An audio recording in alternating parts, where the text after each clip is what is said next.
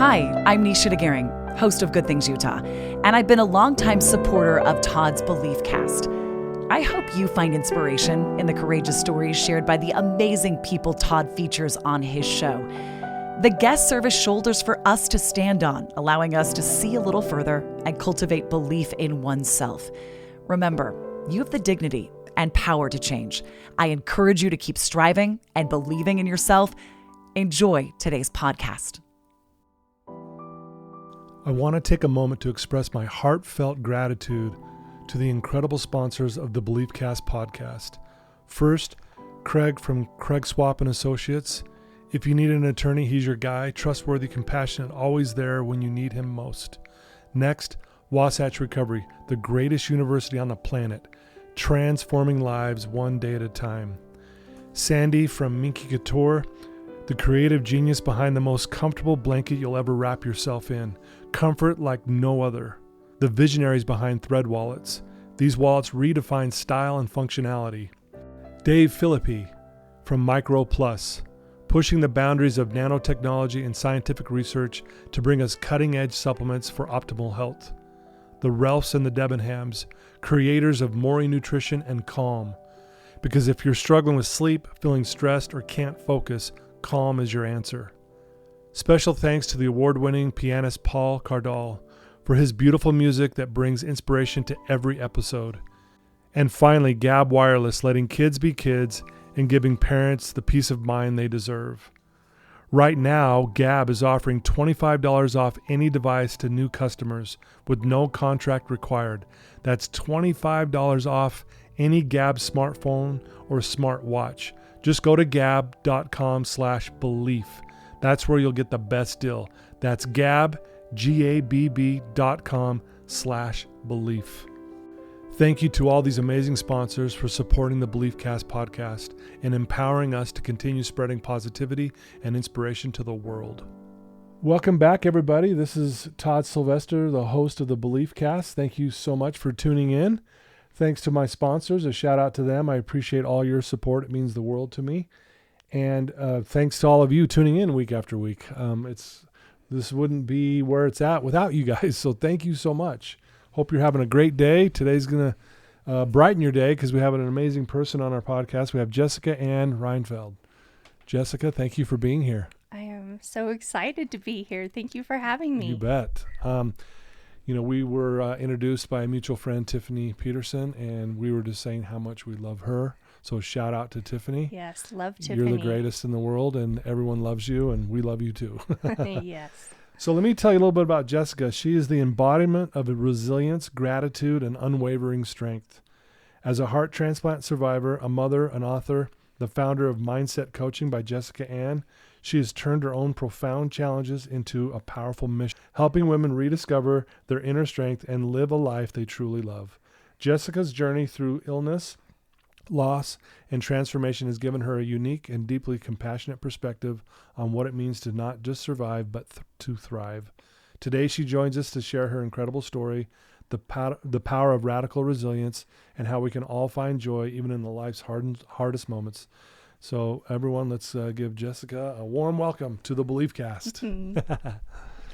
Well, I'm super excited for this one because, again, I've had a few other people on my podcast who have had heart transplants and, gone through similar ups and downs with that, similar to yours, the survivor guilt and, other things like that, which we'll get into. But why don't we start off, Jessica? Where did you grow up and a little bit about your childhood? Sure. I am a farmer's daughter. I grew up in Delta, Utah. Okay, yeah. I've been to Delta before. I actually did a speaking event there once. Okay, I swear. Love it. Everybody knows someone from Delta. Yeah. It's the craziest thing.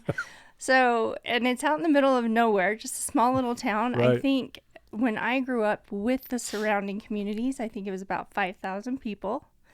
So we lived on the outskirts of Delta in a small little farming community called Sutherland. Okay. Both my dad and his dad were alfalfa farmers. So I grew up on 40 acres of green, lush alfalfa farms. Oh, wow. Nice. I had a pet pig at one point. Really? I had a horse. We always had cats and dogs. I feel like I had a really pretty good childhood. I got to run wild and free and Yeah, that and do sounds all the amazing. things that they say Gen X kids get to do. Drink from the hose, play in the Yes. ditches, run through hay fields on top of Wow. haystacks. Yeah.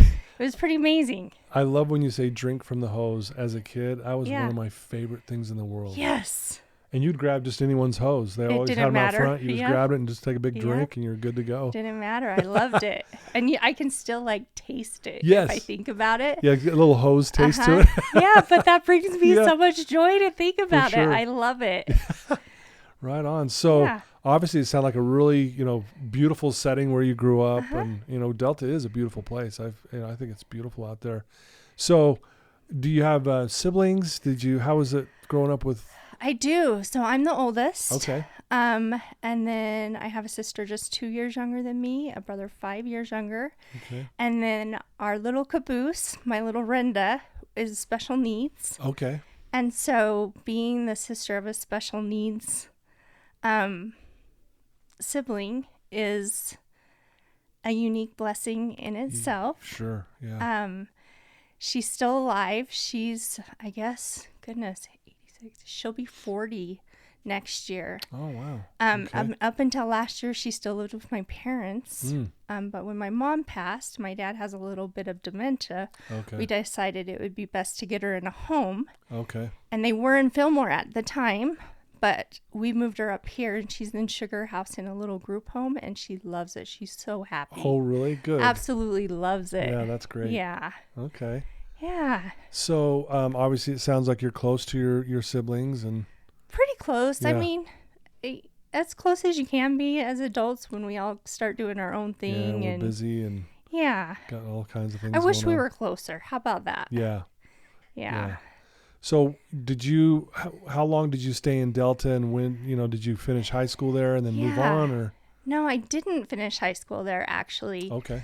When I was 12, my dad decided that he was done being a farmer because he was farming during the day and that didn't make ends meet. Okay. So he was also running the mail at night. So he would jump in boy. a mail truck at night and go pick up all the mail bags from all the small little cities between Delta and Provo, sleep a couple hours in Provo, turn around, take the new mail bags back, drop them off at the post office, and then farm again the next day. Wow.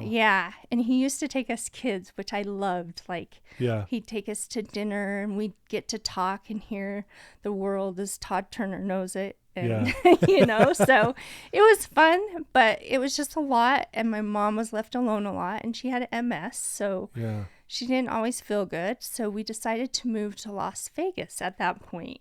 We had a lot of family there who were in the elevator trade. And it was right during the boom when you think about like Excalibur and Treasure Island going up. So there was a ton of work. And so we stayed there for a couple years. And then we kind of hit that recession. Post-war, there was a recession. And we ended up moving to Southern California. Okay. High desert area, Victorville, Hesperia. I graduated from Hesperia High School. Okay. That's actually where I met my husband, and I got married at 18. Yeah, Which wasting is no time. Crazy. It's so crazy. Yeah, wasting Yeah. no time. Wow. No time. Wow, that's incredible. So, you get married, and we mentioned obviously you've been through a lot of tough times in your life, and it sounds like you said your mom had MS. She did. My sister passed away from MS just a few years ago, so I know what that's kind of like. My mom and, just passed away from complications in January of last year. Yeah, sorry to hear that. Yeah, sorry to hear about your sister Yeah, too. it's That's tough. rough. It's like, sometimes life just isn't fair, right? It's just not. It's just not. Yeah. What I love about you and what the research I've done on you is just I love how grateful you are. Oh my gosh. You are such a grateful person, and Yeah. let's maybe go there just for a second, and then we'll get into the details of the struggles. But Yeah. why is gratitude so prevalent in your life? Because why not? Why not be grateful?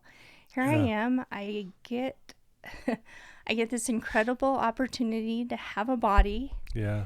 and live on this beautiful earth. And every day that I'm able to wake up and stand up, I am so incredibly grateful. And, throughout my life, I always heard about how important gratitude practices were. And it wasn't until I got really sick where I was like, man, I need to really get serious about this because this is going to get dark real fast if I don't. Yeah. Okay. And so I just started looking for things to be grateful for every day. And they were sometimes odd things, and sometimes they were incredible, beautiful things. But every day I started looking for those things to be grateful for. And when you have a heart and a mind that's open to gratitude, your vibration, your energy rises. And you start seeing more and more things to be grateful for. And it's not that they're new. They were always there. You just maybe had been closed off to them. For sure. And the cool thing about gratitude is it cultivates joy. Yeah, right. And I personally feel that the reason that we're on this earth is to experience joy. Yeah. And I think everybody defines joy differently and experiences it differently. But for me, it's love, it's laughter, it's fun, it's curiosity. Like, what is it that I've always wanted to do that I never did, but I'm ready to do it now? Yeah. And it's adventure, and it's just play. Yeah. Play is joyful. Right. So, like, if I can raise my vibration through gratitude to reach joy, like the rest of life, I can handle. Yeah, I love that. I can handle it. That's beautiful. Well, you come from a unique perspective. Let's get right to it and just talk about you obviously going through some health issues. And we said you're a heart transplant recipient, which is amazing. It is. So let's talk about what led up to that and then just kind of share some of those experiences with that. Of course. So in 2016, I thought I was living the American dream. Wife, mom, beautiful house, a boat, beautiful kids. Really pretty good career I was very successful in. But I just, like on the emotional side, I wasn't feeling like incredibly fulfilled. Okay. But also about that time I started feeling really sick and run down. Okay. And I went to the doctor multiple times. I had like a bronchitis that settled in my chest that just took months to get rid of. And I was swelling in my legs, totally exhausted, so much so that I was actually like falling asleep on my desk during conference calls. Oh, man. Waking up in a pool of slobber. It was bad. I was just so tired. And at night I would lay down and I'd hear rattling in my chest. And I kept going to the doctor, what's wrong? I had been misdiagnosed several times. My thyroid, she was concerned that my thyroid was still a little off, so we adjusted my thyroid medication. Okay. And then when that was adjusted and working and I still said I was like short of breath, she thought, well, maybe you're having some allergic asthma. So we added another medication for that. Still didn't fix it. Yeah. And I was so just focused on going to work, doing a good job, and climbing the corporate ladder and being a good mom that I didn't take the time to stop and just really listen to what my body was telling me. Yeah. And it wasn't until we went to the zoo for my daughter's, I think she was 17 or 18 at the time. She wanted to go to the zoo for her birthday. And you're aware, Hogle Zoo, you have to walk downhill to get to all the exhibits, which means at the end of the day, it's all uphill. Yeah, and it's a good climb. It is a good climb, and my body knew it that day. And I would take about 10 steps, and I couldn't go anymore, and I'd have to rest. And my husband was like, just lean on me. Don't worry, we're not in a hurry. But what's going on? Like, listen to your body. And so I did for like the first time in a year. I stopped and I listened. And as what I felt is a pressure building behind my heart. And so I had this pressure build behind my heart. And then as I stopped and I waited for 10, 15, 20 seconds, the pressure would slowly dissipate. Okay. And so, it took us 15, 20 times to get out of the zoo like that. Jeez.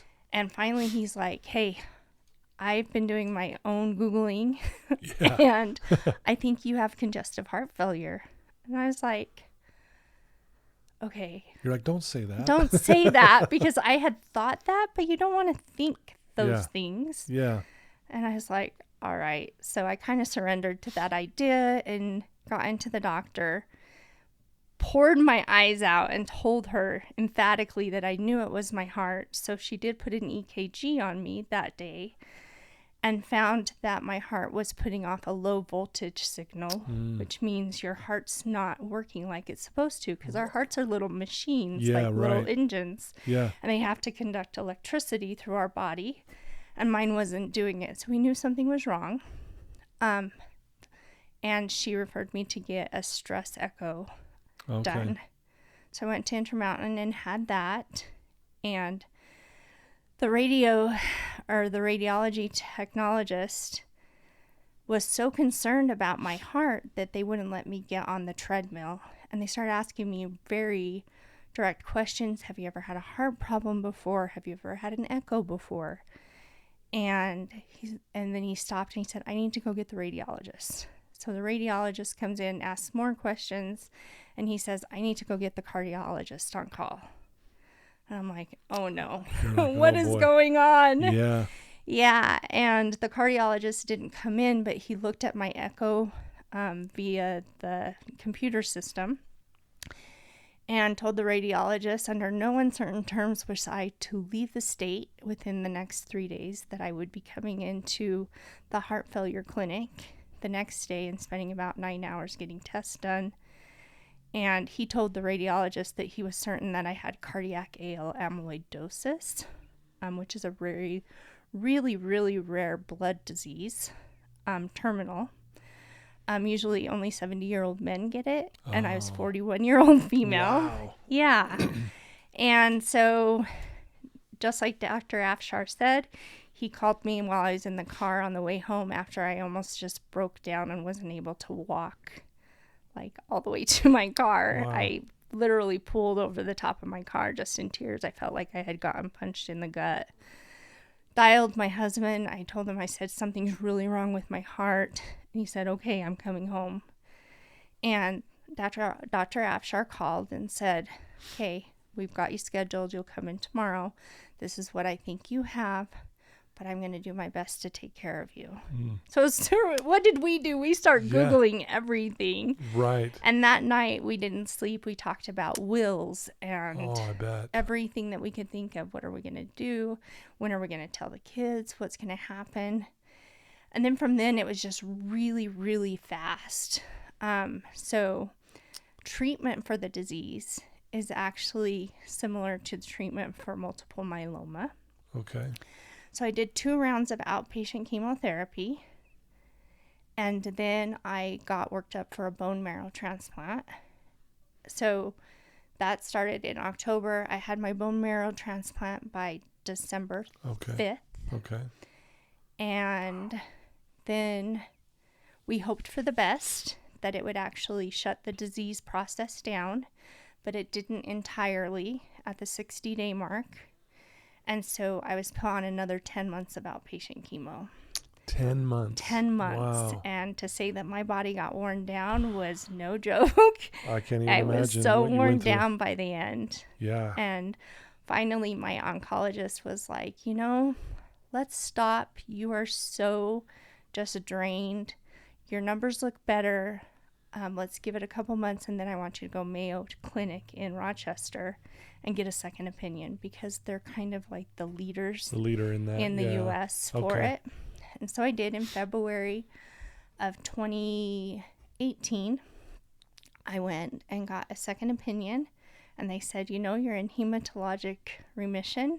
If it comes back, please come and see us. We get all of the the meds that are released for testing before the FDA approves them, and you could be part of those studies. Okay.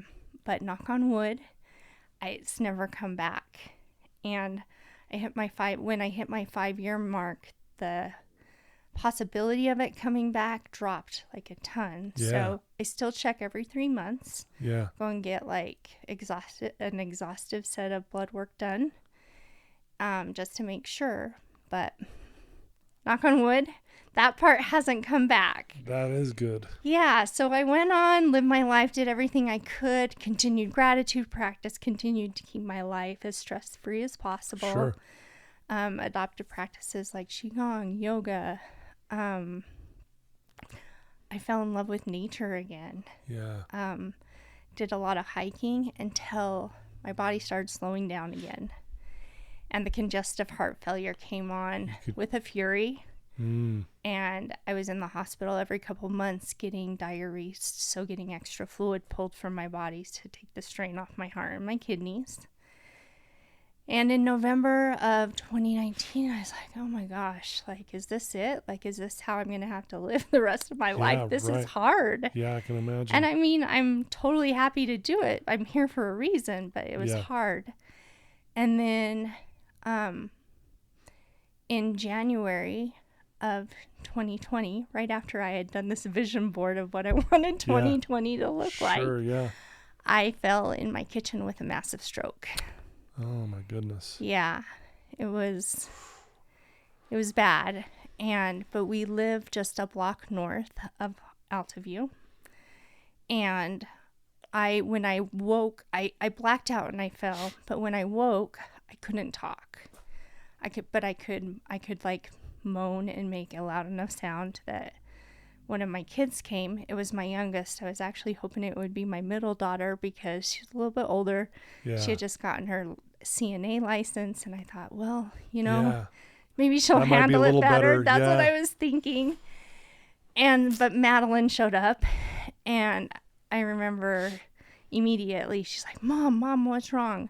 Let me go get Dad and Liz. And they came, but Clarissa was smart enough to do all the stroke tests. Oh, okay. Stick out your tongue, where you at, all of that. And she kept on insisting to her dad, she's had a stroke.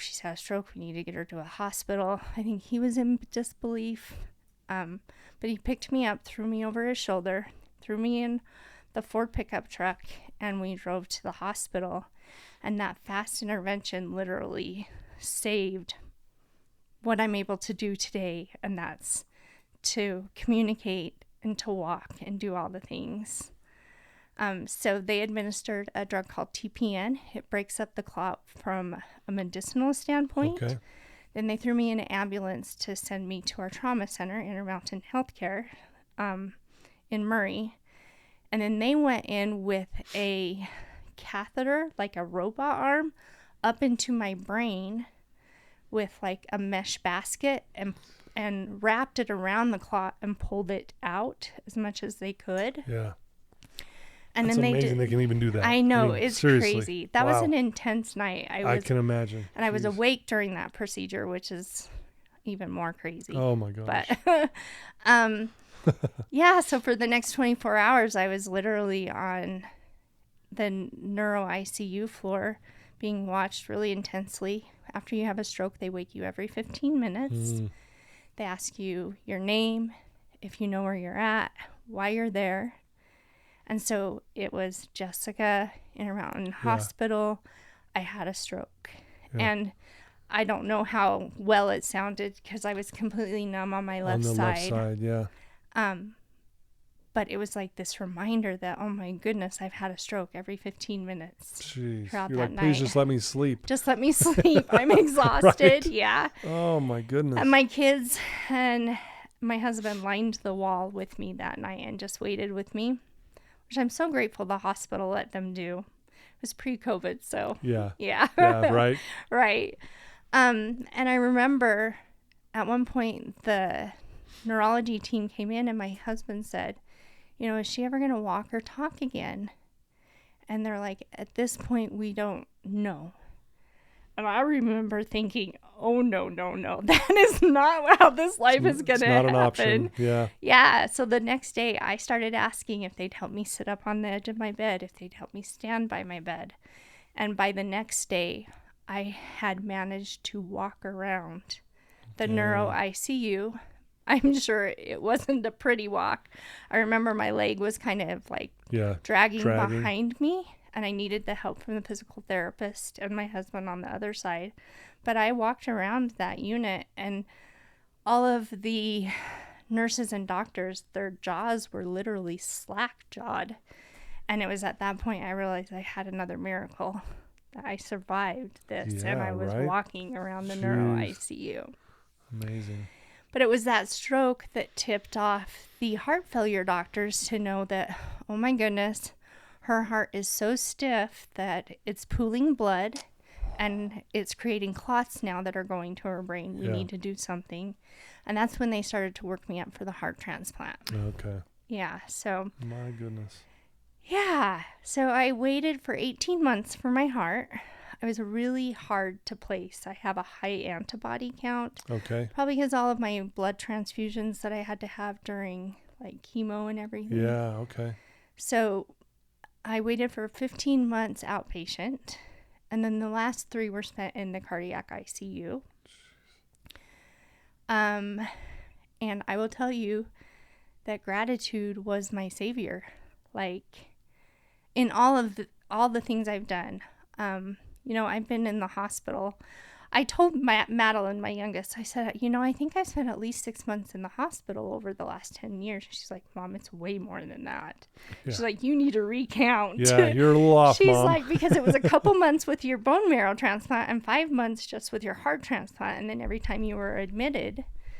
And I'll tell you this, when you spend so much time alone in a hospital room, you have a chance to really think about life and what's important to you. Can't even imagine, yeah. And you start to get curious about all the things that you want to do once you leave that room. But while I was there, I made a point to get to know all of my providers, all my nurses, all of my doctors. I found out if they were married, if they had kids, what their hopes and dreams were. And it was right in the middle of COVID, so they were exhausted. And I think having a patient like me, and I don't want this to sound conceited, but I think that we were a breath of fresh air for each other. Sure. Because I think that they needed somebody who had a positive outlook on life and wasn't dying in the next room over. And I just loved being able to get to know people and always say thank you for everything they were doing for me, no matter when they left or entered my room. There was always gratitude. Dang. So. And again, that's, you know, going back to that original question that you're so passionate about it, but it makes sense because look what you had gone through and made it bearable. Yeah. Was there ever a thought in your mind, and I'm sure there was, but am I going to make this? Am I going to make it through this? Or were you like, no, I'm getting out of here? And did you always have that kind of positive outlook, or were there days where you're like, oh man, I don't know if I'm going to live? You know, I just never let myself think I was going to die. Okay. But I knew that there was a chance. So while I was waiting for my bone marrow transplant to work, I actually crocheted each of my girls an Afghan. Because just in case, leave something behind. Right. But I love literally, I just knew that I was going to survive and I needed to do everything I could to do that. When I was waiting in the ICU for my heart, the wait got really, really long. Visitors were abbreviated because of COVID. It was hard to kind of juggle who could come on which day, because once you assign 2 people, those same 2 people were the only 2 people that could come that day. People were living their lives outside of the hospital. I had what I call 2 false starts, where I'm told you get all of a sudden the providers are coming in, they're pulling a ton of lab work, asking a ton of questions, and you're being worked up for a possible transplant. Okay. And 2 out of the 3 times, the third was the charm, but the first 2, the physicians actually went to go get the heart and looked on it, laid eyes on it, and they said, you know, this is not a good heart for her. And they left it, but you have the anticipation and the excitement and oh my gosh, it's the day, and that means that I'm going to get a heart and then I can go home soon. But when you lose that heart, I don't know how to explain it other than it felt like I had lost a loved one. and I would grieve that for days after. And it was hard. Yeah. And it was in those days that I finally just had to surrender to the divine and say, why is it that this is happening? And please let me know my purpose. I need to know my purpose. And it was in that time that I got a very clear answer that I was here to serve others, that I was here to help others get through tough times. Mm-hmm. And I didn't know what it looked like. But it turned into this, my mindset coaching, after, being really curious, talking to people, figuring out how I could do things. Sure. But it's always been very clear that that's why I'm here, and what I'm supposed to be doing is serving others and helping others to get through difficult times in their life. Wow. Yeah. Amazing. So obviously eventually you got the heart. I did. I got my heart in September of 2021. Yeah. Thankfully. Thankfully, right. yes. And here you are. You're Another miracle. Another miracle, for sure. It was a perfect heart. Oh, man. I got a heart from somebody very young, and gratefully, it responds incredibly to exercise. Sometimes transplanted hearts don't. Okay. It's an anatomy thing. That's also another miracle. It is really, another miracle. Right? Yeah. Wow. Yeah. So I go backpacking. I've fell in love with fly fishing. Really? I fly fish in rivers and lakes I've been in Idaho, Utah, New Mexico, Colorado. It's been incredible. Absolutely incredible. Wow. Yeah. Well, congratulations on that. I mean, but boy, what you had to go through is just it's gut wrenching, honestly, to hear it. But here you are, and I love that you've taken. Well, one, I love that you said gratitude was your savior. Yeah. That was so beautiful. But now you're like, okay, why am I here? What's the point? And it's like, you know what? I'm gonna set up this mindset coaching. Uh-huh. Is it directed specifically to women, or is it anyone? Or? Anyone. I feel like my sweet spot is women, just because right. I'm a woman and I understand the intricacies of being a mom in midlife, an empty nester, widow, all of that. It just kind of makes sense that I kind of market towards women, but I've actually had lots of great conversations with men as well. Sure. I'm sure you have. Yeah. No, I think that's beautiful. I often believe this. I learned this a long time ago, that this statement, like, life happens for us, not to us. And then I heard someone add to it, but life actually happens through us.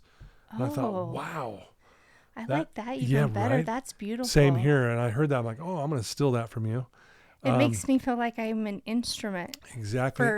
And that's really what you're doing. That's why I brought that up, because really life is happening through you, meaning you are helping people find life again. They're finding that joy again in their life. They're finding their inner strength, and which is your specialty. Uh-huh. And talk about someone who had to dig so deep to find inner strength. Like you said, being in a hospital bed for that many months. Mm-hmm.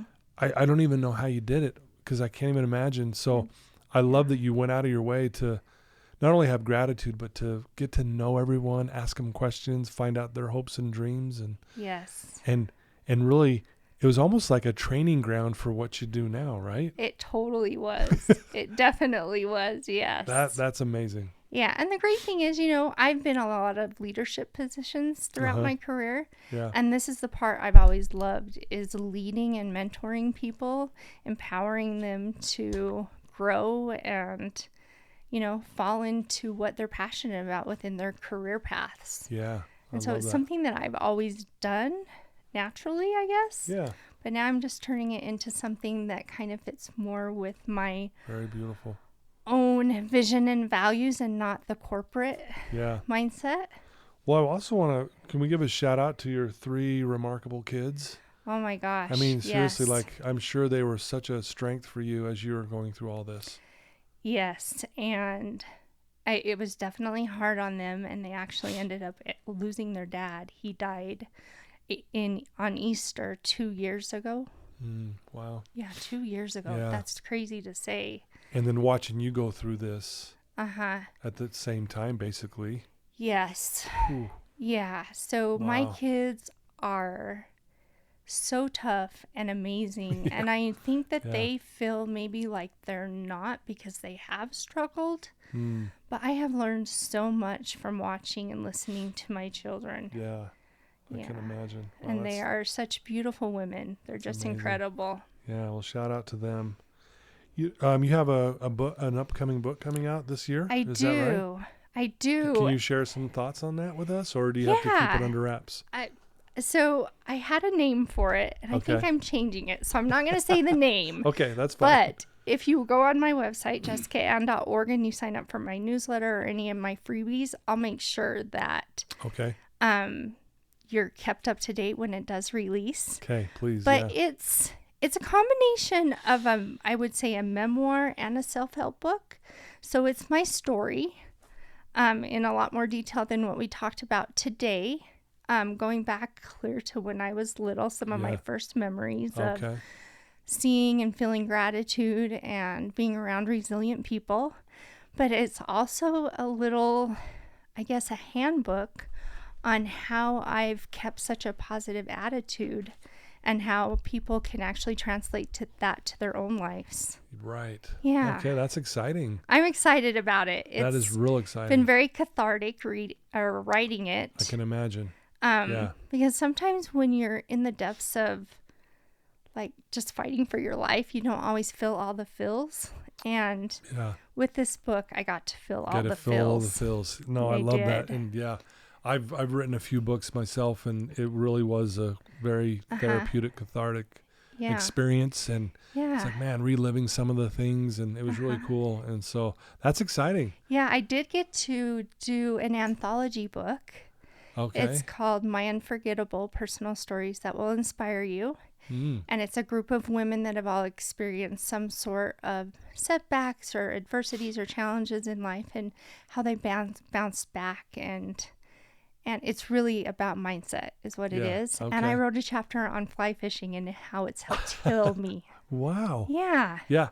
Yeah. I laugh because I've tried fly fishing before years ago. Okay. Horrible. So it's me and my friend. We're on this little canoe. We're up in Idaho, and we were like hooking each other. Oh no! Like, oh man, sorry about that. I mean, we were so bad at it, and but I think it's such a beautiful thing when you see someone just really be able to just, lay that little fly down just softly, gorgeous. Right? I actually have some video on my Instagram of me fly fishing. We'll have to check that out.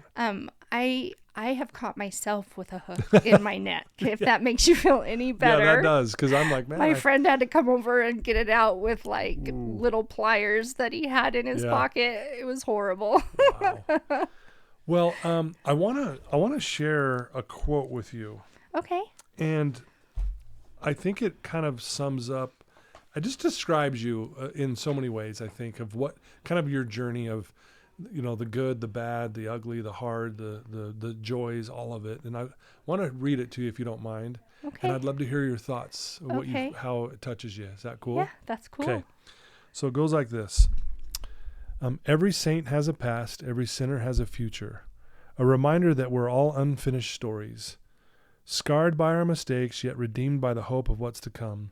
It whispers that even in the darkest moments can be stepping stones to light. That redemption isn't reserved for the perfect. No, it's for the broken, the flawed, the ones who have fallen and dared to rise again. The past doesn't define you, it shapes you. And the future, well, hell, that's where you'll shine. That was by Oscar Wilde, by the way. Oh, really? Yeah. I love that. Oh, my gosh. Right? Now I'm a little emotional. Yeah, but it really kind of encapsulates everything you've been through.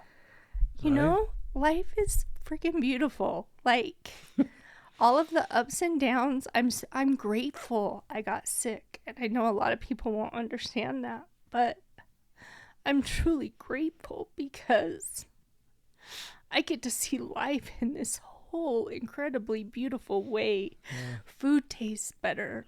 the sunrises and sunsets are far more beautiful. Colors are brighter. Yeah. Love feels more nourishing and whole. And laughter is just incredible. And I'm more empathetic, more compassionate, more in tune to the fact that we're all connected. Yeah. Like we are all connected in such a beautiful and powerful way. Yeah. And I'm grateful I got sick. Wow. I can understand that. I was a drug addict for 10 years and I'm grateful that I was, because it has allowed me to do what I'm doing now. Uh-huh. And I know that sounds strange to a lot of people too. Like, what? Yeah.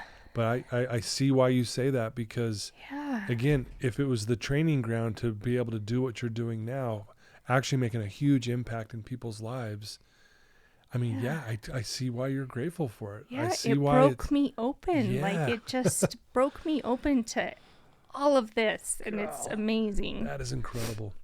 You know, if there's someone tuning in right now, listening to your voice, Jessica, and they're struggling and they're in a dark place, what would you tell that person right now? Oh, goodness.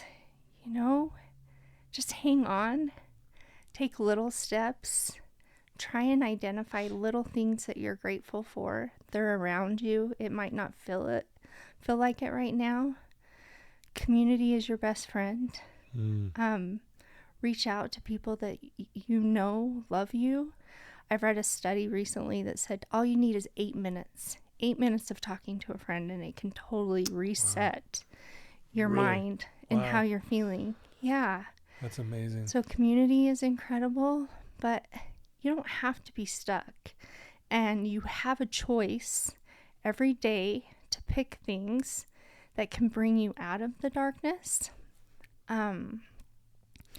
But I don't know. I would just say I love you and just hang in there, you know? Wow. Just hang in. I love that. Beautifully said. Yeah. That was really touching. Thank you for sharing that. If someone wants to reach out to you and, you know, check out, you know, your books already and maybe the one that's coming and maybe look into your coaching and stuff, what's the best way for them to do that? Yeah, so I'd encourage them to go to Jessica Anne, so it's JESSICAANNE.org. You can access a lot of free giveaways on there. Okay. Some free resources, just some great tips. You can also click on all of my social media links right there. Okay. You can also sign up for a newsletter. I send out a weekly newsletter, just something fun, trying to bring up people's joy and happiness in life. But yeah, if there are any women out there who are just feeling stuck, high functioning women that, you know, from the outside, it looks like you have it all and feel stuck and just unfulfilled, and you're ready to make a change and see what life can feel like, reach out to me. Let's have a chat. I do a free 45-minute coaching call to kind of help identify, you know, maybe the self-limiting doubts that we have as humans, so that we can break through the next level of just opening up our minds and getting curious about what's possible in life. Okay, beautiful. Yeah, I'll put that link in the show notes when we go live, and they can click right to it. And I encourage everyone listening, please do so. Yes, I would love it. Yeah, no, you're amazing. I am so grateful for Tiffany Peterson, and we mentioned her before. You know, we all love her. We love you, Tiffany. Yes. And I'm so grateful that she connected us. And me too. I have felt just so good sitting here with you. Aww. You're very well spoken. You have a really good vibe about you. And I think that vibe, that frequency is that gratitude piece. I can tell you exude it, and it's awesome. I love it. So I'm thankful for that I've been able to sit here and witness it face to face. Oh, thank you so much, Todd. Yeah. I do. I love life. It is incredible. It's so hard sometimes, but that's part of the things that makes it so beautiful. It is, right? Yeah. Well, thank you for taking some time out of your busy schedule to come sit with me today. And, you know, it really does mean a lot to me. And I know that I know you love doing these things, but I know it takes some sacrifice to get here. So thank you for doing that. You're so welcome. Yeah. Well, guys, there you go. What a beautiful story by Jessica, right? Please reach out to her, click on the links, go check out her website, check out her social media. Look forward to this book that's coming out here in the next year. And If you have a loved one who's struggling, whether it's health issues or any kind of issue, send them a link to this episode, and it will, brighten their day. And you can follow back up with them. Hey, what'd you think of Jessica's story? And I really would love you guys to do that. Again, a shout out to my sponsors. You guys truly are the best. I love you guys. And Jessica, we love you as well. Thank you. You're welcome. Thanks for doing this. I love that you're bringing such a positive attitude to the world. Thank you. Need more people like you. Oh, that means a lot. Yeah. Thank you so much. All right, guys. Love you. And until next time, take care.